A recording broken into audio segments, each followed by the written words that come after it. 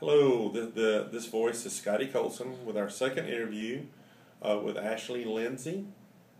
And this interview will be put on YouTube, and that's okay with you? That's fine with me. And we'll take it down as soon as they make a decision. And speak up, but this device I think picks it up pretty well. So, tell us something about yourself that is interesting, that is not in the application or resume. Well, something that's interesting that's not in the resume, I do art, and I've actually sold my art to a couple of people, and I did take martial arts. I took karate when I was younger. I took 3 years of that, and I did end up getting a trainee black belt, which is almost a first-degree black belt, but it's not quite there. So I did instruct a few people, but I never... After that, I had college that I went to, so I never got to finish that, but I would love to continue it. Okay. Tell us about your experience with kids, particularly like middle school age, but any kids. I have really good experience with kids. I work at a children's science center currently, and I also have, my boyfriend has a niece who's 4 years old, and so I've gotten to where I can work better with them because of my job and because of being around her, because my own brother doesn't have any kids of his own, and so the jobs really helped me acclimate to different situations with really small kids, being about 1.5 to 2 years old all the way up and through high school. So, and pretty much elementary school and middle school are probably the easiest to deal with. What got you interested in Japan? I've always been interested in Japan. I just always loved the culture, and especially when I was small, the colors, the patterns, the different kind of things you see that are completely, different from American culture. It always really interests me, and then the language, when I got older, interested me because it's, a way to communicate, and it's really good that if you're interested in something, you know how to communicate with somebody from that culture. So it's just, there's always really cool things that come out of Japan. What's your favorite Japanese art form?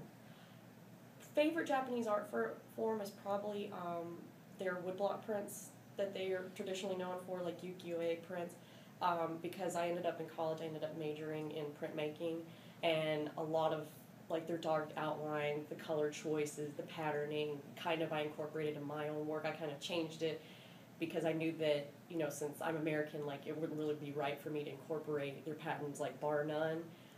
So I did take on some of the stylistic, the dark outlines and everything from my own work, and it's always been really fascinating to me how they can take something that's such a simple process and make it this beautiful work of art.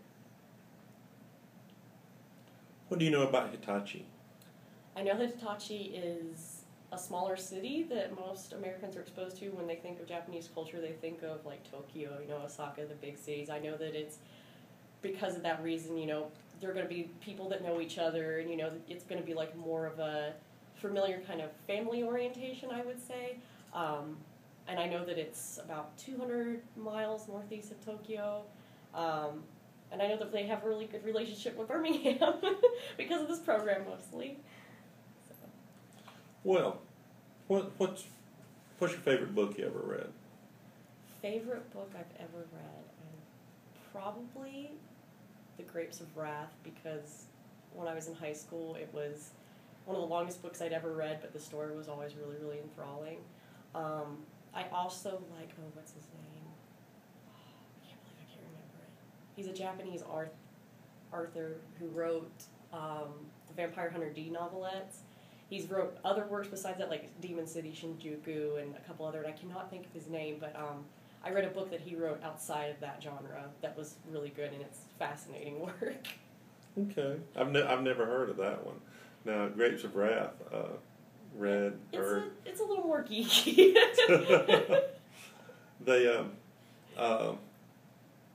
Japanese geek is kind of cool among young people.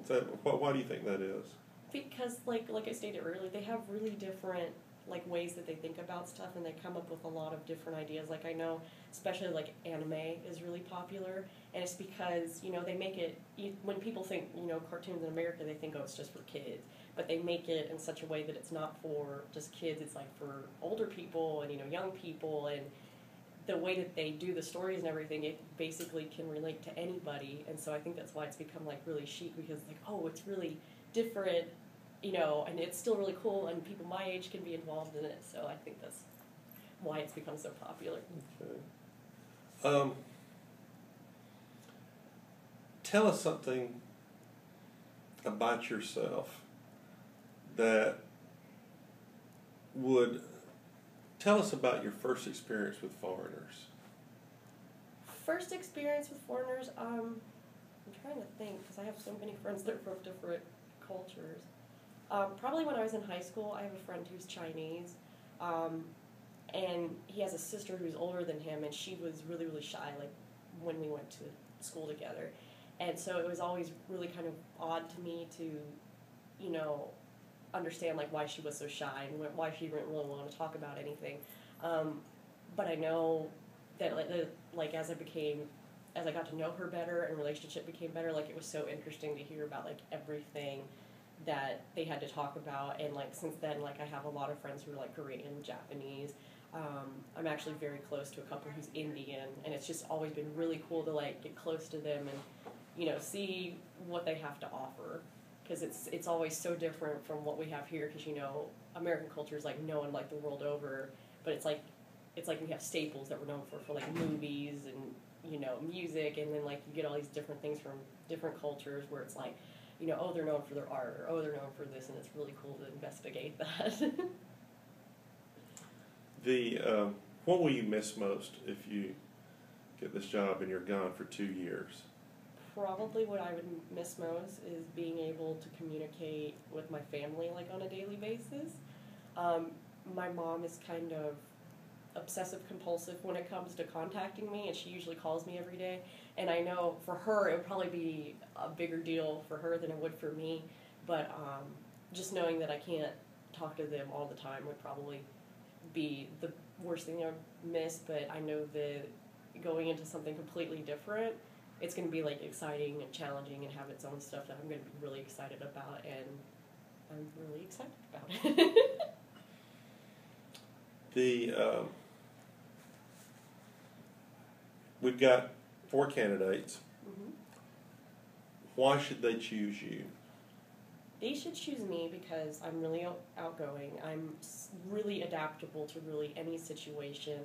I'm really easygoing. Like, you know, I've had a couple of situations like jobs and, like, the school where it's been kind of rough, but I know that if I want something and that I really want to work for it, then I have to adapt to that. And so, you know, if they are going to give me smaller kids to instruct, like, you know, instruct the smaller kids, which I've actually done because I worked summer camp in Queen this time. So that was really exciting because I got to teach the kindergartners. You know, middle school, they're a little bit older. You can teach them a little bit more. And then high school, you know, I'm, you know, in my early 20s, so they're a little more, you know, they relate to you a little bit more. So I know that any situation that I go into, I'm probably going to be comfortable. Like, I'll probably have the initial shock of going into something new, but, you know, I'll acclimate to it. I work really, really hard at whatever I do. I never, you know, get a challenge that I don't want to complete, because I think, you know, sometimes if you get something that's difficult, like, you really need to work for it because you really want it, and you'll end up going through with it. And I do that with whatever I do, so I think that's why I should be picked. And it's a 2-year commitment. You're ready to make a 2-year commitment. Mm-hmm. Yeah, I have nothing offhand that I can think of that would, you know, be of, like, utmost importance that I'd have to leave, because I'm, like, between, like, a job, going back into school, so it's a perfect time for me to go and do something that, you know, I probably, if I get older, I probably won't be able ever to do. So, you know, and I have a lot of support from my family and from my friends, you know, that they're like, you know, you need to go do this, so. Well, tell your mom that internet thing does work. Okay. Well, I appreciate you, and thank you for being in the interview. Thank you. Arigato. Arigato.